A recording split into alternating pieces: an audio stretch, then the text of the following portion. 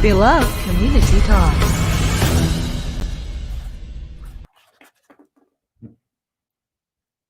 Well, good evening, everyone, and welcome to our beloved Community Talks. I'm so glad to be back after being away for a little while. 69 million ballots already cast in person and by mail. Wow, that is great news. And with early voting continuing into this weekend, we will see even more votes cast, and we will be setting a record in history. For the first time, there will be a majority of votes cast before the actual election day. But tonight, in spite of that, we wanted to have this conversation because it is imperative to appeal to those who still feel like it's not important to vote. Who may be dismayed or frustrated or worried about the process. And tonight we want to proclaim that your vote still matters. Your voice and your vote truly make a difference in what happens in our communities, across this nation, and ultimately in the world. Tonight we will discuss, or wherever you are in the world, you may be listening to us from France. We will discuss the importance of your vote, especially here in the United States of America, by recalling our voting history, our struggle with voter suppression, the influence of young voters, the importance of the Black male vote this time, the power that lies in our collective efforts beyond the election. Today, we will answer why vote in 2020. My co-host for Why Vote 2020 are two phenomenal women, and I'm excited to have them join me tonight. Natosha Reid Rice and Brittany Packnett Cunningham will be co-hosting with me tonight.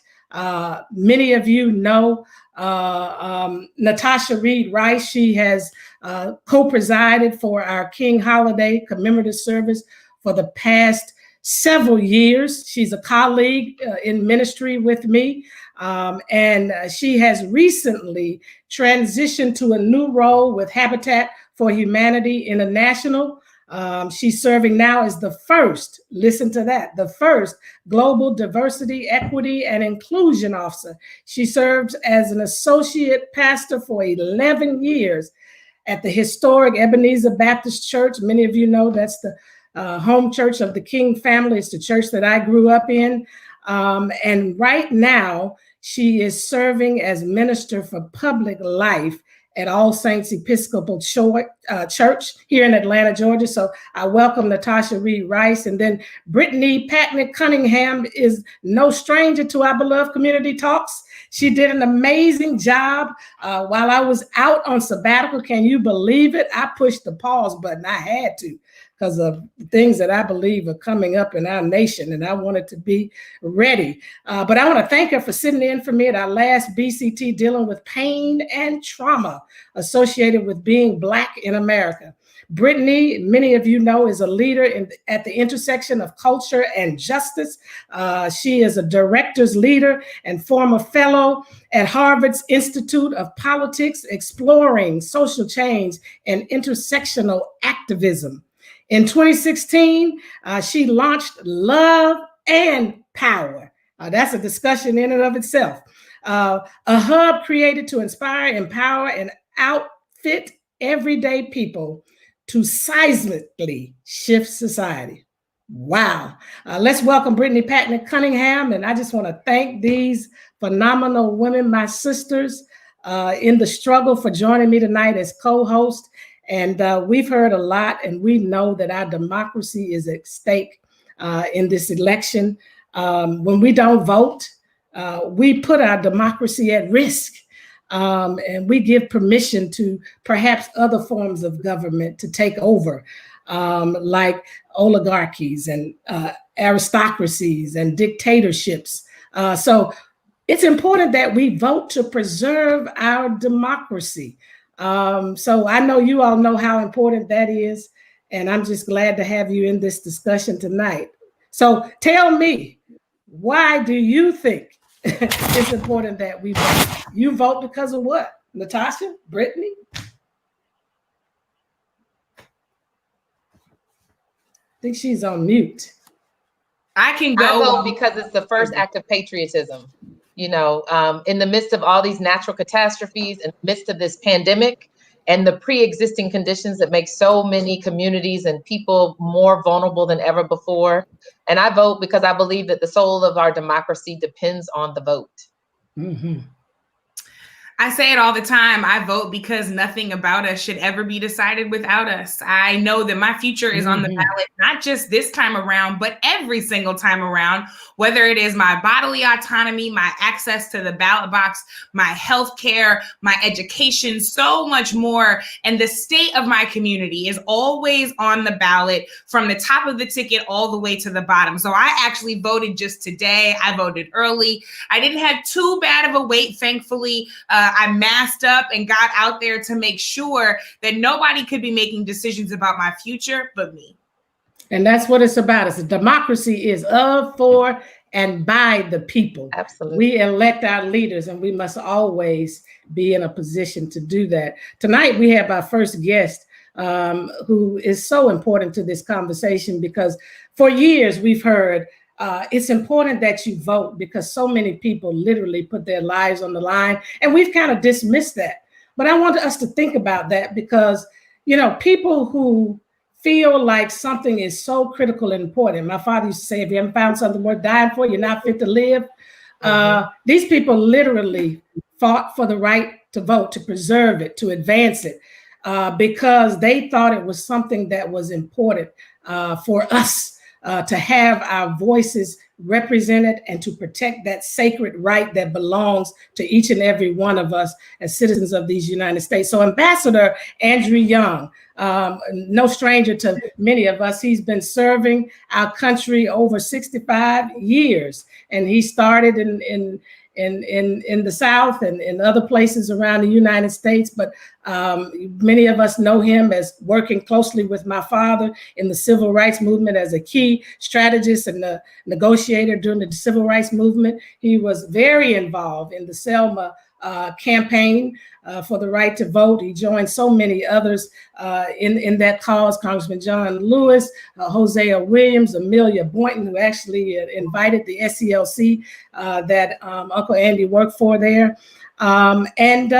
He has served us in so many positions. He was the United States ambassador to the United Nations under President Carter, a former congressman in the seat that Congressman Lewis previously held in the 5th Congressional District here in Atlanta, my district, and a former 2-term mayor of Atlanta. And in 2003, he and his wife, Carolyn, founded the Andrew J. Young Foundation to support and promote education, health, leadership, and human rights in the United States, Africa, and the Caribbean. I welcome Ambassador Andrew Young, as all of you know him. But for me, Uncle Andy, welcome and thank you for joining us tonight. I just want to ask you this question because you come with a wealth of wisdom, and you and so many others really fought so hard for this sacred right. And so I want to ask you, what do you say to those who don't place the same value that many of you placed when you put your lives on the line in terms of this sacred right to vote? What do you say to them who feel discouraged, who feel like it really does not matter when you all fought recognizing it matters? What do you say? What is that important history we need to understand connected to the day and why it's so important? Well, somewhere along the line, very early, I realized that the reason we were catching so much hell in the South is that in 1876, there was one vote pulled the Union troops out of the South and turn all of our people back over to the Klan types. That Black folk were doing very well in Reconstruction.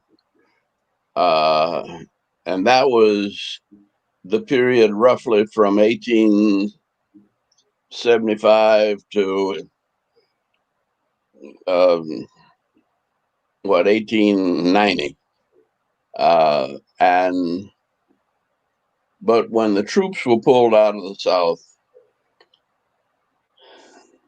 all hell broke loose. It was always turned on us. And all of the lynching, all of the jailing, all of the mass arrest that put people into labor camps, all of the suffering of our people started when they took the vote away from us. And that was Rutherford B. Hayes made a compromise to get to be president and took all the troops, Union troops, out of the South and turned all of our ancestors over to the violence and bloodshed, which we still get remnants of in this day and age. And I was with down in Mississippi one time. That's another story. That a fellow by the name of Brother Steptoe in a mid-county Mississippi, and we had taught him how to pass the literacy tests and get his people registered to vote. And he had 4 or 5 people in the back of his wagon, and he drove his wagon up to the Emmett County Courthouse in Mississippi. And when he walked up, the sheriff said, "What you want, boy?" And he said, "I wants to register to vote." And he couldn't say it quite right. And the sheriff took his gun and put it right up on his forehead and said, "What did you say?" He said, "I said, if I live, I'm going to register and vote." And the sheriff cocked the gun back and said, "What did you say?" And he wasn't saying boy, you know what he was saying. And he said, "I said, if I live, I'm going to vote." And I have seen so many people like that. I went to get Fannie Lou Hamer out of jail because she was on the way back from one of our workshops, and all of them got arrested for using the restroom in Winona, Mississippi, and then they got locked up, and then they were beaten all night long. About 10 women. And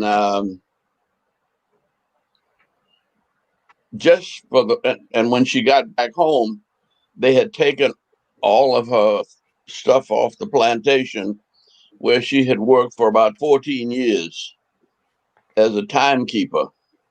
Good job. And they put all her furniture on the side of the road.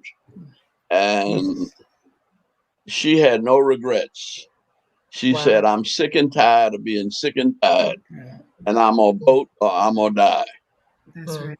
That's right. Now, when you know people like that, you don't miss a time voting. Right. Amen.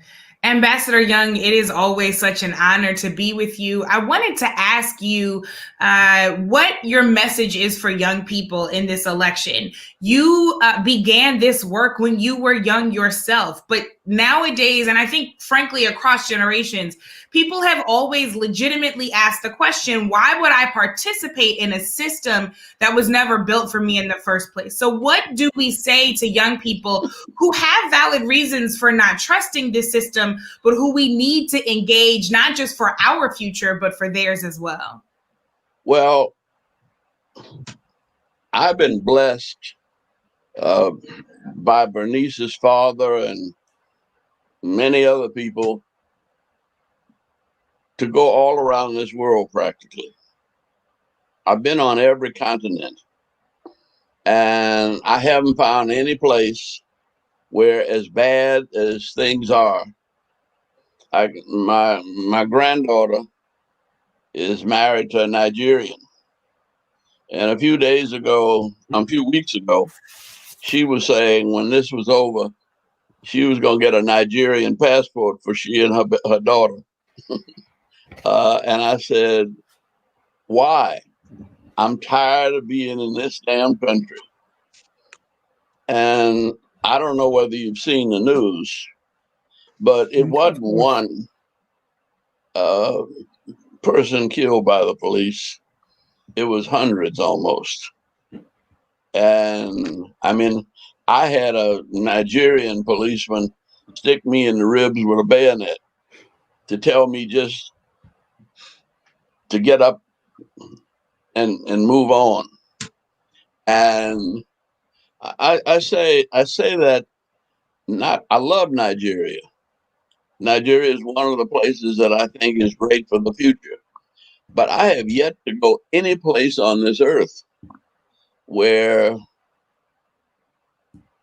there is a better opportunity for me and my family than there is in this country. And so the challenge is not to find a place where there's no trouble. I used to think that I was going to jail and I was doing all of this so that my children and my grandchildren wouldn't have to. And I said, why am I thinking that way? The best thing that ever happened to me was hooking up with Martin Luther King. And I said, running the risk of death he laughed at death and he joked about it and he made fun of it and we sang about it. And I mean, that gave me purpose in life. Right. That fueled me for everything else. And I said, no, I want my children to have to struggle too. And if they have to go to jail, so be it. They'll be better off for it. And I think freedom is a constant struggle. Yes. And not only am I going to struggle till I die, but I hope my children do. And then I don't know why, but my grandchildren and even my great-grandchildren need to be prepared to struggle, because there'll be something to struggle about as long as the world goes round and as long as there's life. There will always be choices to be made between good and evil. Right. Ambassador and Young have to fight for what is right. Right. And Ambassador Young, as you that's our tested ground. Absolutely. And as you are so well aware, Frederick Douglass, his famous quote that he's known for, there is no progress without struggle. So as you have already told us many reasons that led to the vote and all of the struggle and the pain and even facing death that led to the vote, as we conclude our wonderful time with you, we conclude all of our conversations tonight with the question, why vote? Can you tell us why vote? You're a dumb motherfucker if you don't. Oh my. Well, with that said, I don't know if we can use that, but I was not expecting that. I will. We will close the segment with that. And thank you so much, Uncle Andy, for taking the time out of your very busy schedule. I know you have something else to do real quick. I've been fighting with my brothers because they always got some kind of excuse for everything. And it's just time to man up. Like one guy told me after the last election, I wasn't gonna vote for that woman. They were advocating same-sex toilets. Well, they had something about same-sex toilets in North Carolina. And I said, have you ever been in a toilet with somebody else of a different sex? I said, every toilet you ever been in is a same-sex toilet. Because can't nobody get in it with your big behind. All right. But I'm saying that the Russians, that's how that the Russians figured black men had some problems with homosexuality. And so a lot of things that they were feeding to black men on Facebook and Twitter and all of that kind of stuff was propaganda about the rights of others, that the Hispanics are going to take your job. I mean, there's always some reason that somebody can give you for getting you to do nothing. Mm. And the worst thing you can do is nothing. Mm. Then you are nobody. And even doing something, I mean, none of us are perfect, and none of us are ever going to be perfect. But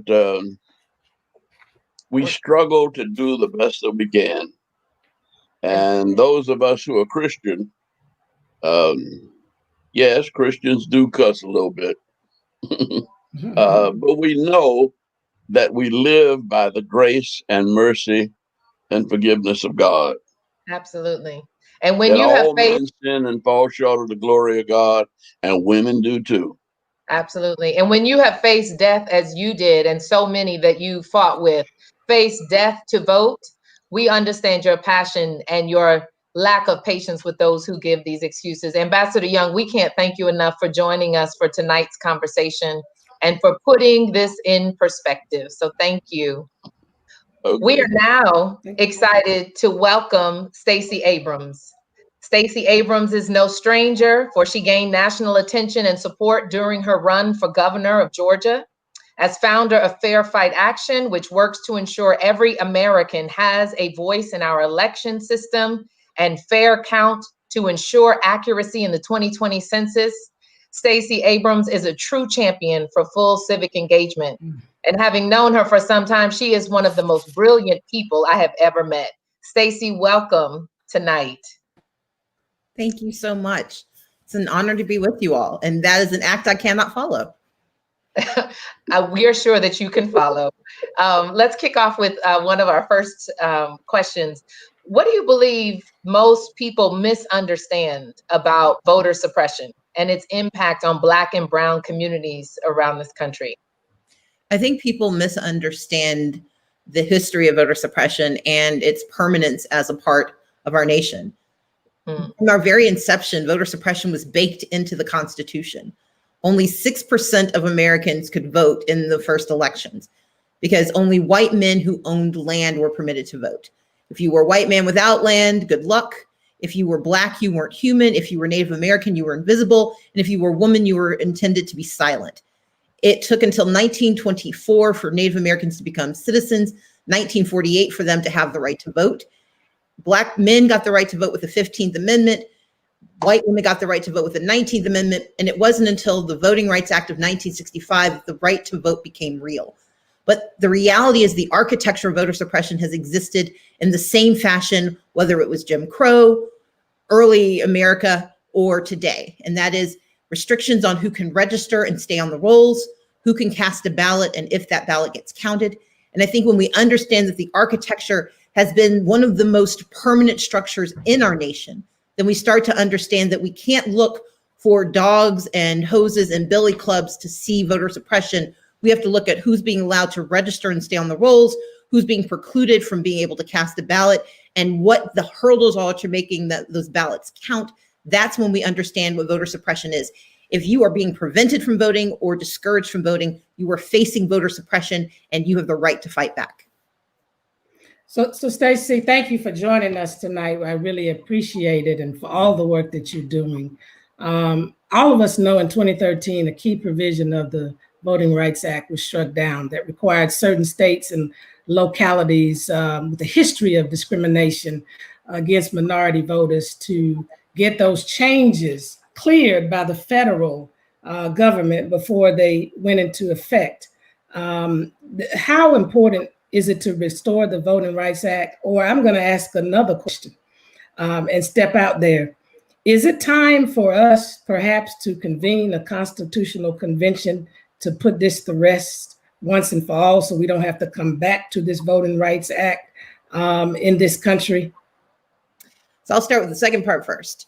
A constitutional convention sounds great, but the problem is you cannot constrain a constitutional convention to one subject. And the worry I have is that if we convene a constitutional convention to guarantee the right to vote, we may leave there without anybody having the right to vote. And so we aren't situated, I think, sufficiently as a nation, particularly in this moment, to say that we have a common understanding of why democracy works.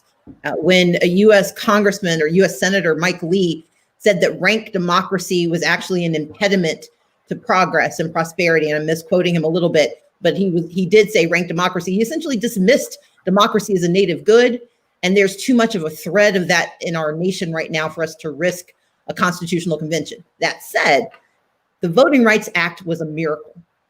As I laid out before, this history of voter suppression has existed, but the halcyon period, we had this moment of respite between 1965 and 2013 was real.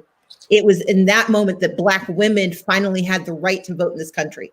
In 1975, it was because of the Voting Rights Act that Native Americans and Latinos who were being oppressed by soon-to-be Supreme Court Justice William Rehnquist in Arizona, who were still facing literacy tests, that's when they got the real right to vote.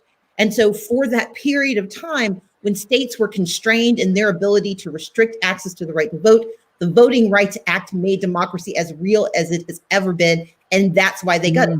Because when you look at the demographic inflection point that we are in as a nation, the communities that have been for 2 centuries precluded from full participation, when they achieved that participation in the 21st century, we saw a restoration of the attacks on our rights to vote. Because when people who have been oppressed finally have access to progress, it scares those who've relied on their oppression for their own success. When you talk about the reliance of these folks in power being dependent on our oppression in order for their success, that is the entire ballgame. Stacey, I'm always so blessed to be in your presence and have the virtue of your brilliance. So here's what I'm going to ask, because we have to make this as practical as possible for folks in these last 7 days of this election cycle and for many more to come. When people are experiencing that voter suppression themselves, what should they do? How should they protect themselves and their community? I went to vote today, and thankfully I didn't have any problems, but I know that's not going to be the case for so many people. So if I've made my way to the ballot box and overcome all of these hurdles, or I've gotten my absentee ballot, what do I do if I'm finding my vote is being challenged?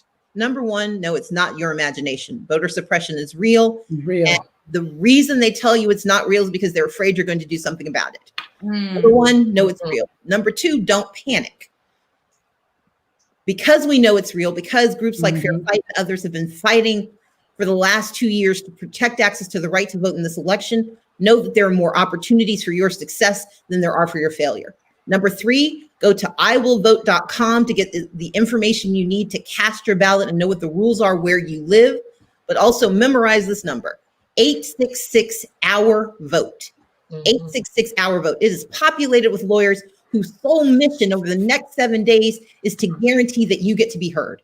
And so 1, know it's real. 2, don't panic. 3, make your plan to vote and know that you can protect that plan at iwillvote.com or 866-OUR-VOTE.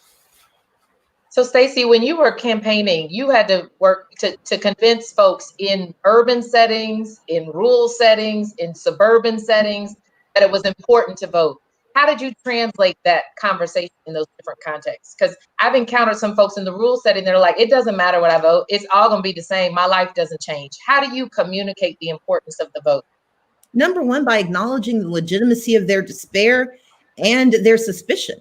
If you grow up in intergenerational poverty, you've seen politicians lie to you from different parties, different communities, different races.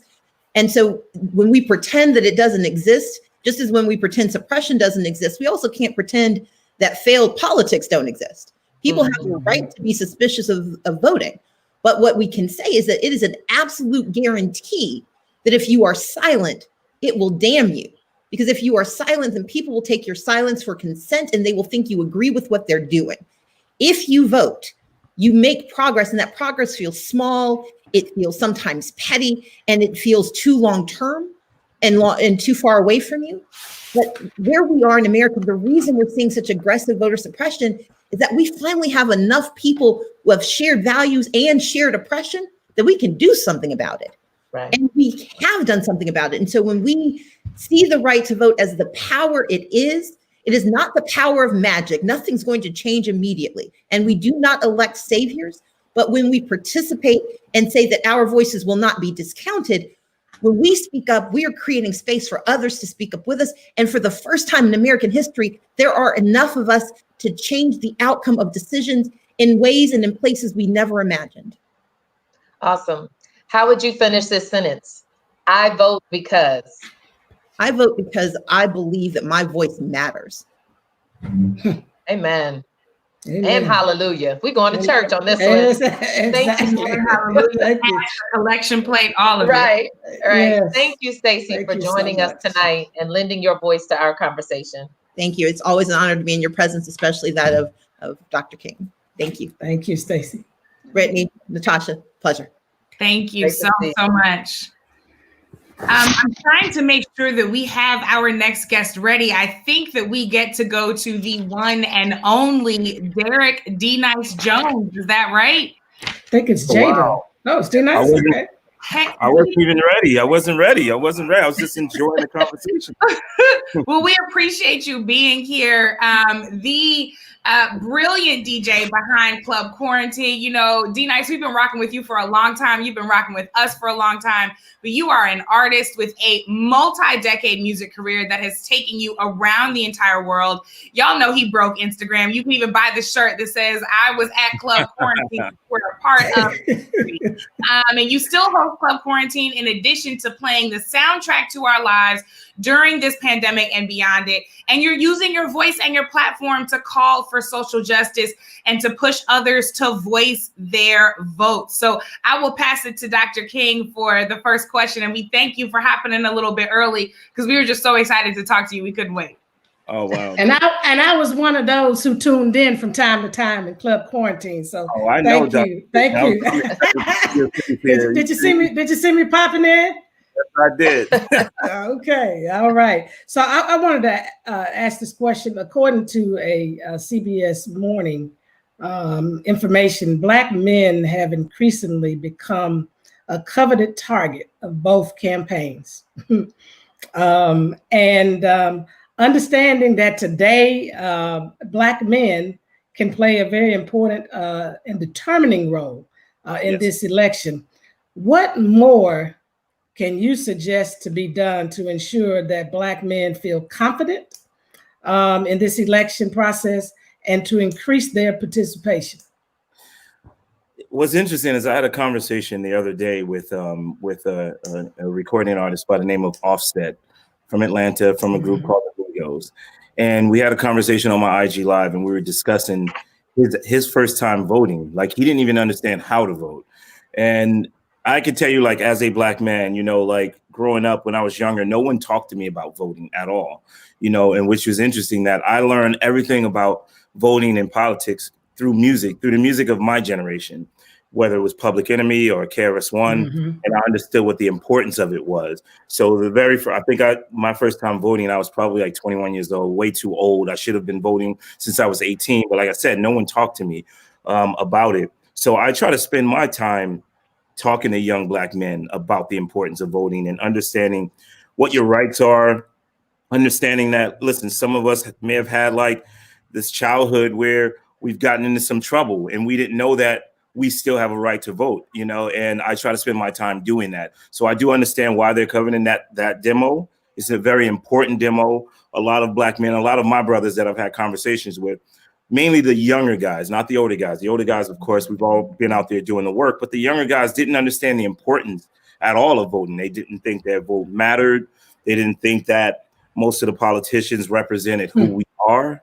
And they just didn't think that they were for us. And it's just beautiful to see that now this younger generation, especially because of what's been going on in the world, not just in the States, but in the world with Black people, that they're now starting to take it seriously. Like, hey, wait up, we have to do something about this. We need to get out there and allow our voices to be heard. And they are taking it seriously now. And I'm so happy that that the word that we are all putting out there is starting to resonate with that younger generation. Absolutely. I have two sons, D-Nice, one 15 and one 20. Wow. My 20-year-old gets it, right? And he better get it because he just voted in his first presidential election last week. But my 15-year-old asked very curiously, he's like, does our vote really matter? What about the Electoral College? You know, kind of like putting up all of these thoughts that these young kids are having. Like the Electoral College, is it really going to allow my vote to be heard? What do you say to these young brothers out there? Give me some words that I can speak to my son. And as you do so, you'll be doing the same for our audience. Listen, I will tell you this. I didn't understand much about it as well until I started. You know, I was fortunate enough to, and it's so crazy how music has always been like an important factor in my life. Because of my music background, I became when President Obama was running for re-election, I not only DJ'd the inaugural ball, but before that, I became a surrogate for President Obama. So it was, you know, they taught me a lot about that. You know, a lot of these things I had no idea how it worked, and it's all strategy. It's like playing a game of chess. Like, yes, the Electoral College is extremely important. It's a system that's in place. We can't change it right now. So we have to understand that we need to get out there and vote. Even when we think our vote doesn't matter, we need to get out there and do it. And like I said, brothers are really taking their time to learn more about it now. And that's one thing that I find extremely beautiful. Like your 15-year-old son asking that question means that he heard it somewhere and that he's trying to figure out how important it is. And it's important for us to stay on top of him, to let him know, like, listen, everything matters, and not just voting for the president, but that down ballot. You know, that down ballot is important to know what's going on in just your community alone. You know, you win your community, then you can win your state, and then we can win this election. It's important. All right, Derek, I want to ask you the real question. Okay, here we go. You know how I get, right? So it's yes, it's showing up at the ballot box, but we are seeing so many more Black men demanding that all politicians on all sides of the aisle do more to show value for the Black vote. When you think about that, you know, we've seen some folks do it in ways that are really disciplined and smart. We've seen some other choices too. But when you see what's happening, why do you think more and more men are being vocal about the necessity of the value for the vote and not just showing up to do it? Just on a personal level, I think men or just Black men in particular, we're just tired. You know, we're tired, and we're also tired of allowing Black women to do the work. You know, Black women have been doing this work for so long. And I think that there are men out there that are finally stepping up, saying, all right, enough is enough. Like, we have to get involved. And especially with what's going on. I mean, I've seen so many people become much more motivated after George Floyd, after Breonna Taylor. And I think it's been that way now because we're seeing this stuff happen. We're seeing it happen. We're seeing how, like, we're not getting justice, and we're understanding that it's not just about the president. It's also about the attorney general. It's also about, like, you know, the prosecutor. Like, it's about all of that. And like, we're now starting to understand that we need to allow our voices to be heard.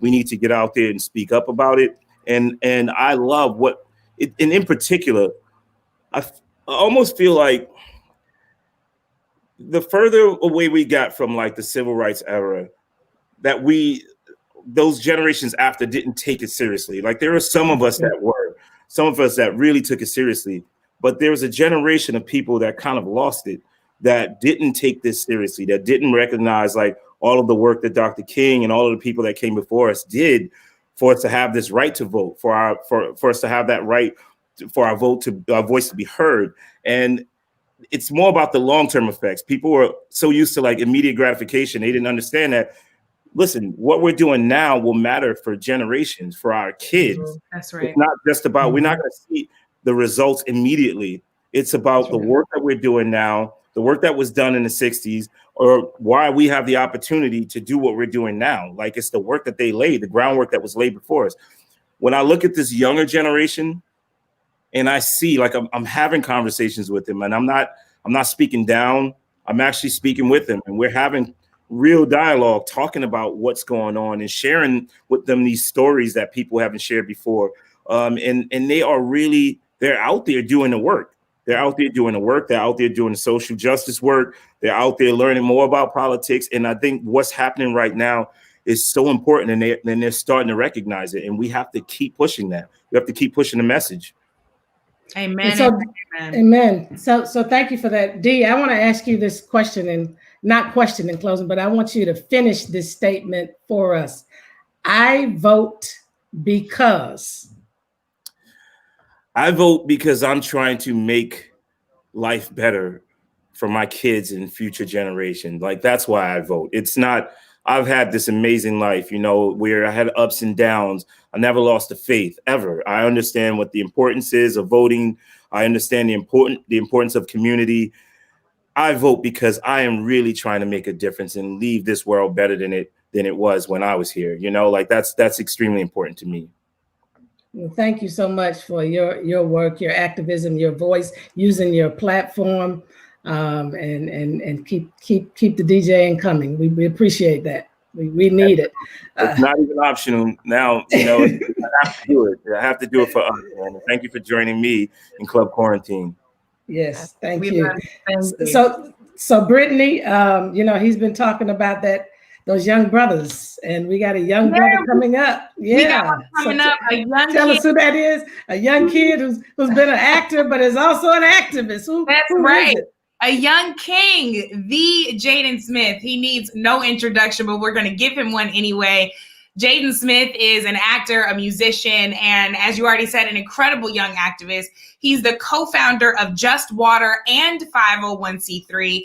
And one of his many goals is to create a water filtration system that's inexpensive and can be used in low-income communities and nations. Yes, environmental injustice affects us too, and he's here to help us take care of it. So Jaden Smith, we are so excited to have you.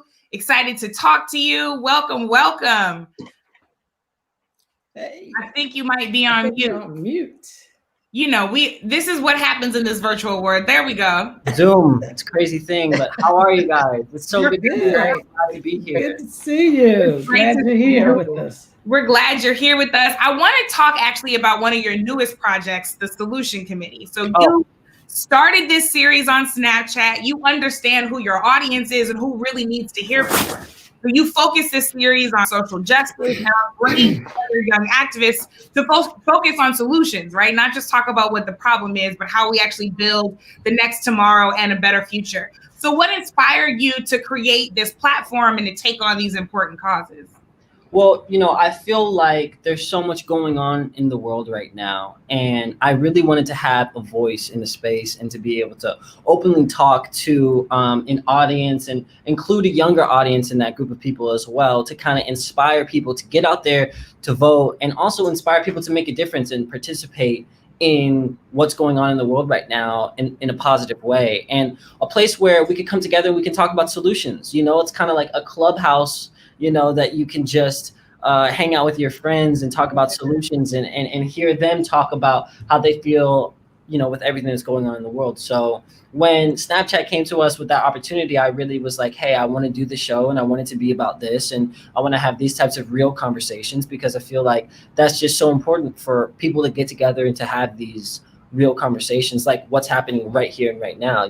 That's why I'm so honored to be here, because this is what it really takes to grab our community together and then to have conversations and say, how do we feel about what's going on and what are we going to do, and how are we going to make a difference? So I feel like that's just so important. Awesome. And so Jaden, I just want to say to you that I'm very inspired by you. We were together back in January when we honored you with the Coretta Scott King Angel Award. And I still have that award, and I look at it every single day. So thank you. Well, thank you, and you and so many young people, as was the case in the movement that my father led, but so many becoming more involved in social causes. And I'm just wondering, what have you learned? What have you heard from other young people as to why they don't vote or haven't voted? Because in 2016, 46% of 18 to 29-year-olds voted, compared to 71% of those over 65. Mm-hmm. So how do we change that?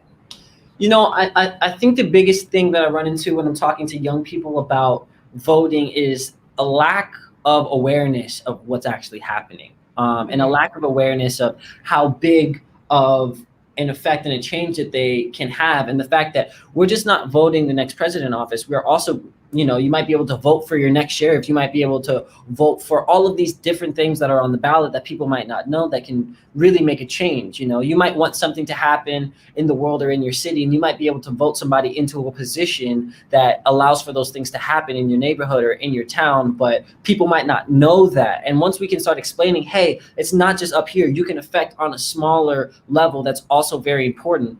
I think that is how you can kind of get to people and make them realize, wow, it's not just this one thing that we're voting on that everybody is. It's all of these different things too. So let me educate myself on what this is. Let me educate myself on all the different people that are on the ballot and what they represent and what they're going to do if they come into office, and how I can share my vote with that person that's going to make the world or even my smaller community better in the way that I seeing, whether it's through sustainable energy or whether it's through defunding certain programs. You can do those types of things with your vote and bringing those people into office that are also fighting for you and representing you. So I feel like when we can kind of explain that to young people, it gives them kind of an empowerment to say, hey, okay, I really can make a difference. I do want to get out there and I do want to make a change. And this actually is important to me. Awesome. Jaden, it's so great to meet you. Also good to meet you as well. And you truly are an inspiration in the way in which you've leveraged your platform as actor and musician to now truly impact important issues that will affect many generations to come. One of that, with the work that you've done with Just Water, in the environmental justice space. I work a lot in the housing space. And what I find is that these issues of water, of housing, of environment have become partisanized. It's almost as if you talk about environmental justice, you must be talking about one political party over another. But tell us a little bit about how these should not be partisan issues, right? These are essential issues to how all of us live. 100%. These are essential issues. No matter what side you're on, we should be focused on what's going on in these communities, because environmental racism and prejudices are real and they do exist. And you can see them in so many cities. For example, like a city in Flint, where a community where there is much more Black and brown people, those are the communities, the north end of Flint, where the water is the absolute worst. In the downtown of the areas where it's more, different types of communities and higher income communities, there's, they go out of their way to fix the pipes. They go out of their way to make sure that the water is clean over there. And I feel like too many times there is an environmental racism situation happening where the communities that have the darker skin color are getting treated worse. Same thing is happening in Newark, New Jersey, but it's happening through the water, which is something that people might not be paying attention to. And I feel like we really need to understand what's happening and where it's happening, because where it's happening and who it's affecting has a lot to do with the problem and what's happening. And I do believe that this should not be an issue that no sides are talking about. This needs to be a thing that everybody is talking about and that everybody can be focused on, because when it just flies under the radar and we're allowing, our communities to essentially be attacked in these types of ways, it doesn't work. That's not the way to build a sustainable and a strong, interconnected, society. Thank you for helping us connect the dots on that, because far too often our people are being left out of those conversations, and we think that we shouldn't be a part of those conversations because those issues don't affect us, but they do every single day. And we're grateful, Jaden, that you use your creative brilliance, not just to line your own pockets, but actually to seek justice for all of us. So with that, I have one closing question that we have been asking everyone, because we want to get this clear, straight answer from you. Finish this statement for me. I vote because.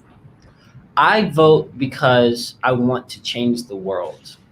I vote because I want to impact the future and make the world a better place. And that's what we should all want. Jaden Smith, thank you so much for spending your time with us this evening. And more importantly, for every single thing you do in the world. We are grateful that you are here. Thank you so much for having me. I'm so honored. Anytime. I appreciate you guys and the work that you do at the center. It's so unbelievable. So thank you. Thank you, Jaden. Thank you. We appreciate you. Thank you. And with that, I believe I'm passing it on to Dr. King to introduce our next guest. And I think our next guest is that my Sora, Yvette Nicole Brown? Not quite yet. Not quite yet. Okay. No, okay. we get to talk to one of the Greenleafs. We get to talk to one of the Greenleafs. I'm very excited about Oh, okay. We get to talk to my brother and my friend, Lamman Rucker. All of us know him from Greenleaf, as she said, Jacob Greenleaf. Wow, we're sad. But that's okay. That's okay. That's okay. We'll have some kind of revival. Right? We might get something else. We'll just keep hoping and waiting. He joined us earlier this year on our online protest after the murder of George Floyd, and he's a true advocate for social justice and youth and health, and actively supporting voter registration drives to ensure communities of colors get to the polls. So my brother, my friend, Lamman, where you at? Where are you? I should say more appropriately. You're here? I think he might still be on the way. Yeah. Okay. But your Sora is here, and she's ready. That's right. So Sora, go ahead. All this pink and green. All this pink and green. Here we go. Yes. Here we go with the ski. Listen, you know what's so funny, ladies? Now I've been sitting here enjoying all this wonderful talking, and I got a notice that a delivery's coming. So my dog's gonna bark at any moment, but I want to get up in here and get as much of this as I can before he does what he's gonna do. This is family conversation. Okay. Those of you who don't know, Yvette Nicole Brown is an actress and host. We know her for her roles on Community, The Mayor, The Odd Couple, Drake and Josh, Girlfriends, Mom, for the fire she spits on Twitter and on O Network and so many other places. She's also an activist who does not shy away from using her voice, her influence, and her platform to champion justice and liberation for our people. We recently were together this last week on Black Women Own the Conversation to talk about the importance of our votes. And you burned it down then. You just burned the stage down. And I know you're going to do the same thing tonight. So I want to actually ask you, because we've already heard all of this Greekdom, but we've been seeing an incredible campaign, this viral campaign, Stroll to the Polls. Yes. How do you think that campaigns like that one and others that really shine a light on the beauty of Black culture have ignited Black women to get out the vote? You know, there's been so many instances where we've been told that our vote doesn't matter. We've been told that it's not important to join up. And we even talked about this when we were on this idea that there's only so much to go around. And so everybody's a little grabby and stingy with their blessings. And I think what Stroll to the Polls shows is that we are all in this together, whether you are a part of the Divine Nine or you are just a sister in melanin only. We are in this together, and we have to come together and do what's right to help our communities. And I love that they are focusing on us, because that's what we've been asking for. That's right. Absolutely. Mm-hmm. So as the one who wears red and white on this call, I don't know what that is. What is that? I have never heard Right. You wear beautiful chocolate, girl. Beautiful chocolate. Thank you, sis. As I say, my best friend is an AKA, right? Yes, you chose wisely. Yes, you did. That's great. That's great. So on your platforms, you've talked quite a bit about a voting plan. Yeah. What is a voting plan, and why is that important? Well, it's been the case for a few elections, but for this one in particular, there's a lot of ways you can get your vote in. It's not just on election day. So the plan is important because you need to make sure how you're going to do it. Are you going to go on election day? Are you going to mail your vote? Are you going to drop it off once you do your absentee? It's important for you to figure that out before November 3rd, because people get flat tires. It snows in certain parts of the nation in November. So make sure you know what your plan is and what your contingency plan is. Yesterday was vote early day, and I think it was important that we had that day. I think everybody should try to get it in even before November 3rd. Be home drinking some coffee, watching the returns on November 3rd. Don't be out in the fray. But it's important to figure out what your particular plan is and talk to your friends and family and find out what their plan is as well. So Nicole Sora, I know you have been shining a light on voter suppression, and we just spoke with Stacey Abrams about that as well. You've talked a great deal about Save My Vote 2020. Yep. Why have you felt important to use your platform in this way? And how do we, this is very important, how do we get more actors and entertainers to help push social and racial justice causes? I feel like somewhere they got the memo that if they use their platform that they're going to lose a little money. And I actually don't care about money. I'm going to say it. I don't.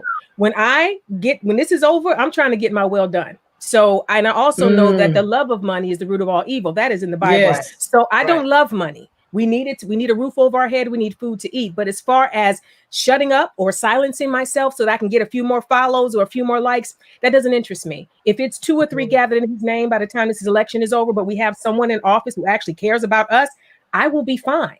So I'm trying to tell my friends that are in the industry, it's not about you, boo-boo. It's not about your tax bracket. It's not about your Birkin bag. It's not about your fans. It is about people that don't have what they need, getting what they need. I said this even when we were on when I was with my sister Brittany. I don't have kids, but every time there's a measure for schools, I vote to raise my taxes for schools. I don't have to have kids to care about your kids. Hello?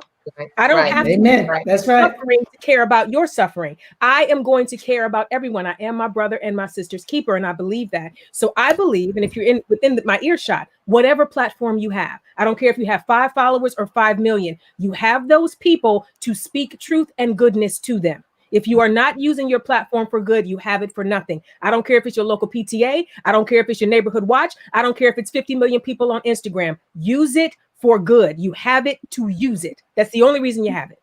Awesome. So finish this sentence for us. Yes. Finish this sentence for us. I vote because. I vote because people died for me to have this right. Amen. Hallelujah. We had multiple. Really taking us to church. Like revival. Hallelujah. Listen, you usually the one doing it. I'm trying to pour a little bit more into you, Brittany, because you always depleted by the end of a Zoom. So I'm trying to give something to you. That's the ultimate. Don't sell your soul to gain the whole world. Come right? on. That's right. So much even more. want it. I always said the moment I got to leave Christ to go anywhere, I'm going no further. No more. May it stop. And I right hand to God. May it stop. May my forward progression stop. The moment I got to leave Christ behind to keep going. Woo! Amen. So, ladies and gentlemen, it's offering time. Hey! Mics dropping, money clanging. Come on. Yes. Come on. Yes. It's the plate. Or we might call some lines. Do I have somebody who can join me and give it Is there one? Is there one? We got 2 whole ministers here. Right. So, Lamman, you just came into one of them green leaf services. So I thought I was going to have to start preaching. My girl Yvette got it. What's up, babe? Long time What's no up, see. brother? Good to see you, How babe. you doing? I'm doing good. Great to see you. Always good to hear you and see you. Keep doing your thing, girl. We all Thank you, brother. We all love you. Appreciate I love you very much. So, Lamman, we already introduced you about 20 minutes ago. No, I'm just joking. A few minutes ago, we actually introduced you. Everybody knows you. Y'all been rolling though. Yeah, we've been rolling. And you've been rolling. You've been rolling too. On top of this, this lap of luxury full of ladies right here. I'm just gonna sprinkle a little bit of whatever I can in here. All right. Well, we had D Nice Derek talking earlier about the importance of making sure we get to our brothers and enforce and instill and amplify the importance of getting them to get out to the polls and vote. What do you say about the importance of leveraging your platform, whatever your platform may be, for something larger than yourself? Yeah, I mean, I think, again, you all were just talking about it. There's a lot of people who are actually cut from this cloth. Not everybody has the courage. Not everybody has the energy. Not everybody has the support. But I'm glad I understood a long time ago that if the dream doesn't, include everybody else, it ain't big enough, So it ain't about you. I think you all even said it earlier. I've been told that long time ago. And for some people, for some reason, that feels like that's that's diminishing their spirit in some way. But what it really is, it's humility. It's understanding that you have a responsibility. You've got a responsibility to God. You've got a responsibility to your elders. You all talked about the fact that people have died for us to even have this privilege. So just that sense of obligation. There's a lot of people who really do want to do better than they're doing. They don't always have the support. They don't always have the information. So it's absolutely important to use whatever position you have. I mean, I believe no matter what your circumstance is, there's no greater gift and resource than you. You alone. If you can't do anything but pour into the neighbor's child, or look out for, the brother and sister down the street or next door, or everybody just has to literally pour into one another. You don't have to own.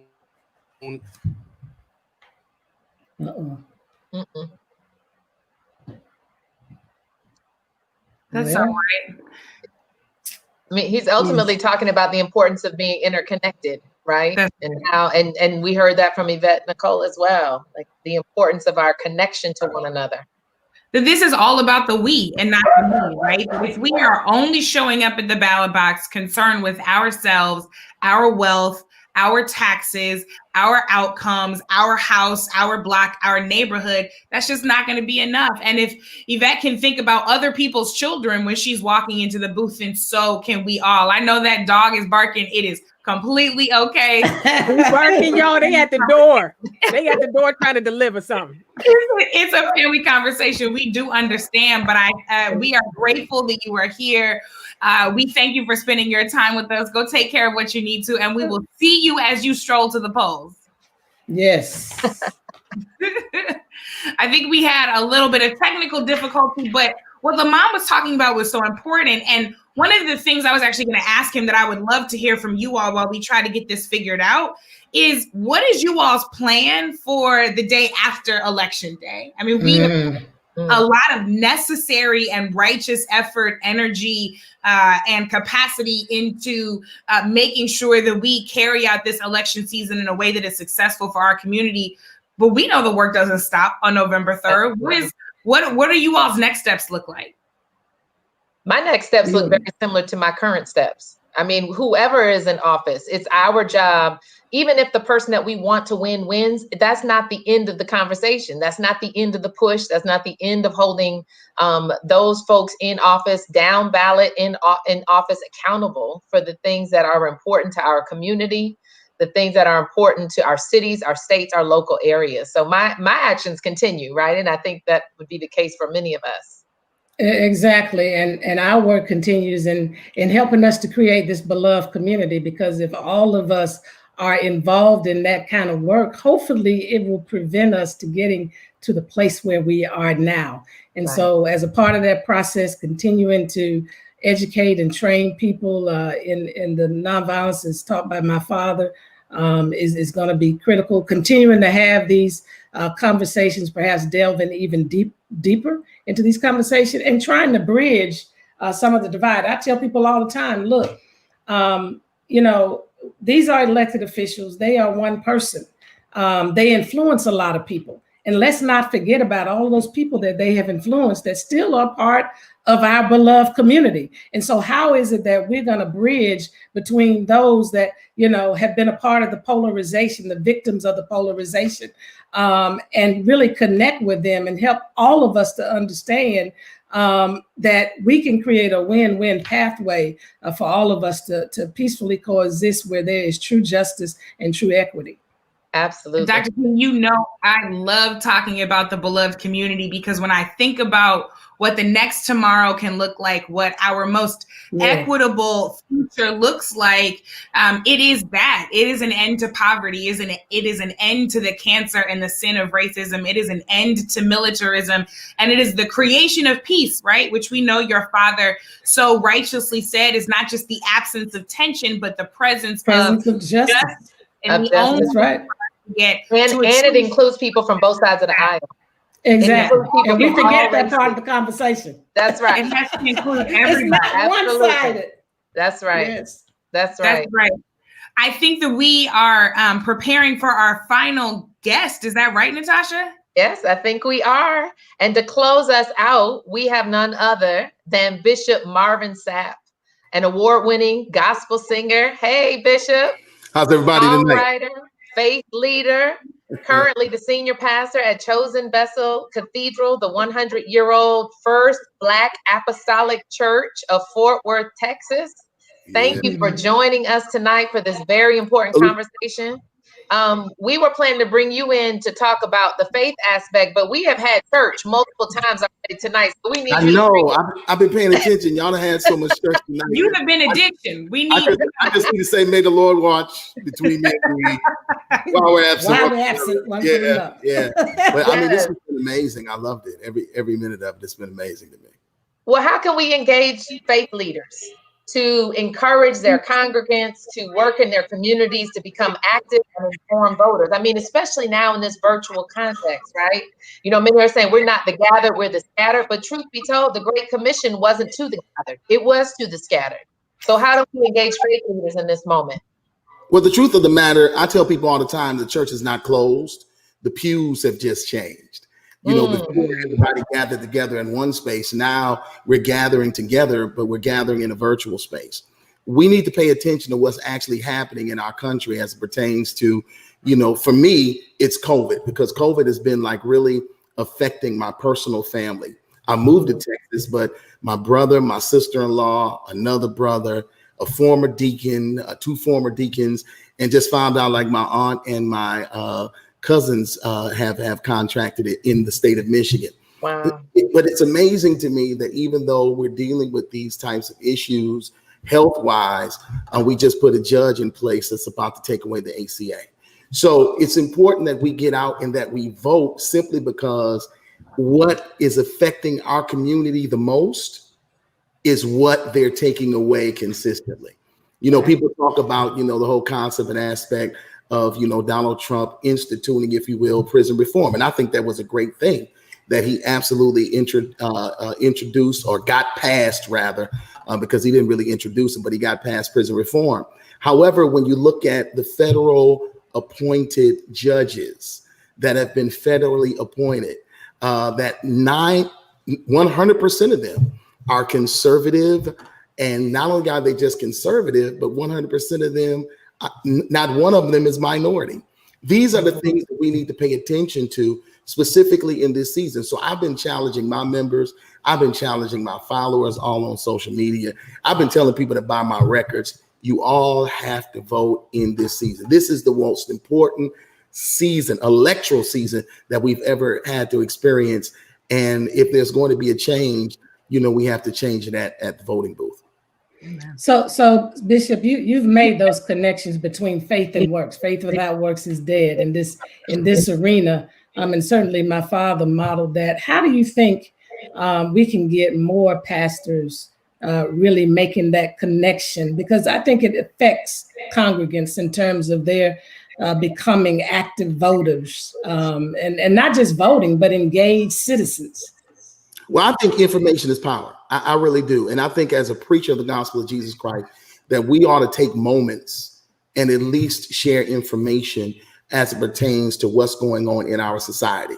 You know, even though I stand up and it's my responsibility to preach, you know, Jesus and him crucified, and literally try to share a message that will bring about change and challenge people, I also believe that it is important that we give them information as it pertains to what's going on in the world in which we live in.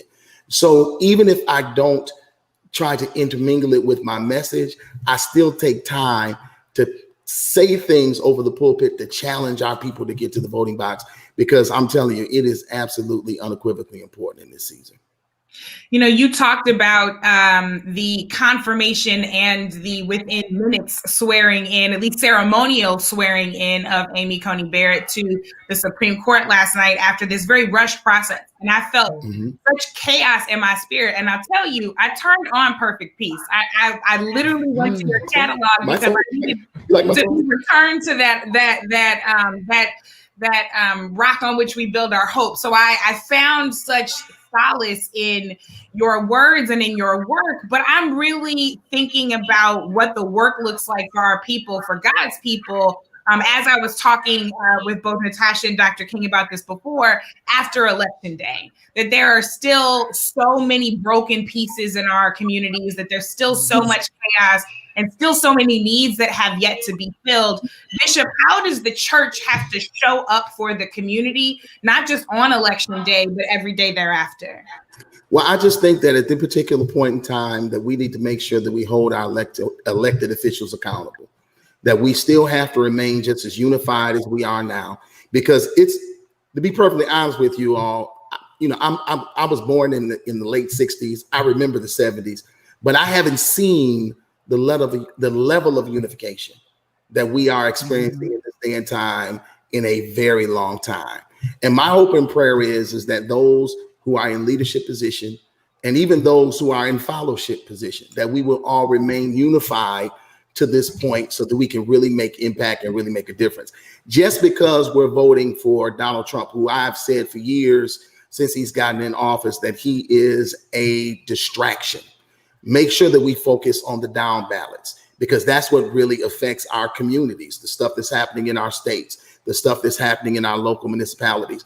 These are the things that are absolutely important. But that unification, us staying together, us staying focused, and us making a decision that we're going to ride or die together, because if we do, the rest of our days will be the best of our days. And that's what it's really all about. Absolutely. You mentioned down ballot, Bishop, and I think it's worth stating that 99 legislative chambers in the country, out of those 99, 86 are facing elections in November. When you think of down ballot, it's those state houses, it's the sheriff, it's the judges, it's the amendment to your state constitutions that allow for things like affordable housing to have tax exemptions. When we look at our country and realize we're just as divided as we were in 1968, when the Kerner Commission came out with their report that we are separate and unequal to America's Black and white, the wealth gap between white folks and Black folks is just as wide, if not wider, than it was in 1968. So when we take all of these things into consideration, how do you complete this sentence? I vote because. I vote because I understand the importance of my voice being my vote. I get it. I get the importance of me standing in that ballot box and making a conscious decision, not to vote just for my own personal benefit, because I tell people this all the time. I benefit from all of his tax cuts, but the members that I pastor don't. And because they don't, I'm not voting for me. I'm voting for them. And I'm voting for the impact that it will have in their lives. Amen. Wow. Yeah. Wow. So Bishop, yes, Bishop, thank you so much for that. And I appreciate you and your work and your ministry. And as you was just saying that, I thought about my father who said that many times we feel that self-preservation is the first law of nature, but to him, he felt that other preservation is. And then when we preserve other selves, we preserve ourselves. And so thank you for your true commitment to advancing the kingdom of God and standing on the side of what's right and what's just. I think every believer needs to stand on Proverbs 19:17. Make sure you read it, because I promise you it's going to make a difference. All right. Amen. Amen. Y'all have a good one. Thank you, Bishop. One thing's for sure, Natosha, as we know, when the righteous are in authority, the people rejoice. Right. They rejoice. They rejoice. And yes, victory is truly ours, right? It is. And so thank you again, Bishop Sapp. And we look to see you in the near future as well. Well, wow. Why vote? We did that. A lot tonight. There's been a lot of information, a lot of inspiration. And if anybody's still unconvinced, we just have to keep doing the work. And as you said, Brittany, it doesn't end on election day. It may begin, it continues in some ways, and it begins in other ways. That's right. And so I want to thank you all for joining me tonight in co-hosting this Why Vote 2020 Beloved Community Talks. Hopefully one day we can do this again, now that we've kind of gotten our vibe together. Love it. On this platform. And I want to thank all of those behind the scenes. People don't know there are many people who work with us behind the scenes on these Beloved Community Talks. So I want to thank the dream team of the King Center and the production team for all the work that they have done. Amidra Kelly, Benita Hampton Smith, Tara Gay, and so many others, Pastor Vanetta West. Thank you all for everything that you are doing. And I just want to say something in closing as we think about why vote 2020. We've heard a lot of different reasons why we should vote 2020. But the one thing that I want to really emphasize is, as has been already said, is that it is the only, I want you to hear that, it is the only, and it is the absolute best way for us to ensure that we are a part of this country and that our voice is heard, and know that everything in your life is impacted by people who are in legislative office, from the local to the state to the federal level. You are impacted. You can't escape it. Daddy said it best. We are caught in an inescapable network of mutuality, tied in the single garment of destiny, and what affects one directly affects all indirectly. And I can't be all that I ought to be until you're all that you ought to be, and you can't be all that you ought to be until I am what I ought to be.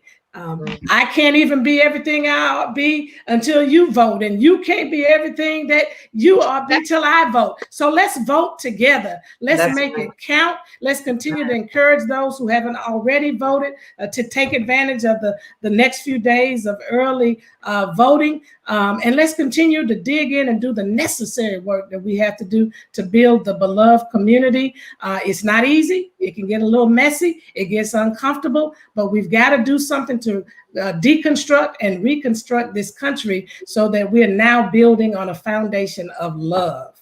So absolutely. God bless you, and thank you for joining us tonight, and continue to be safe. Don't forget to vote and vote and vote. And remember that we have work to continue to do even after this election. Amen and indeed. Amen. Have a good night. Great being here. God bless you.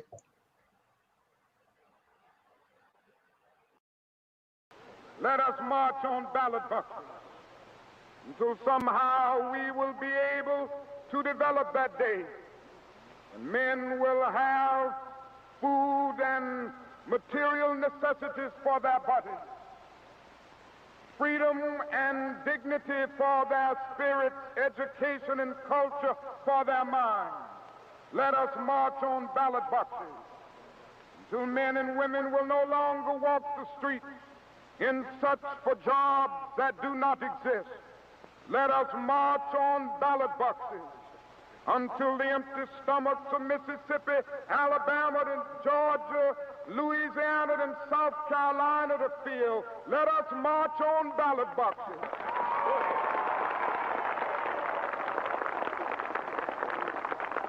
Until the idle industries of Appalachia are revitalized. Let us march on ballot boxes.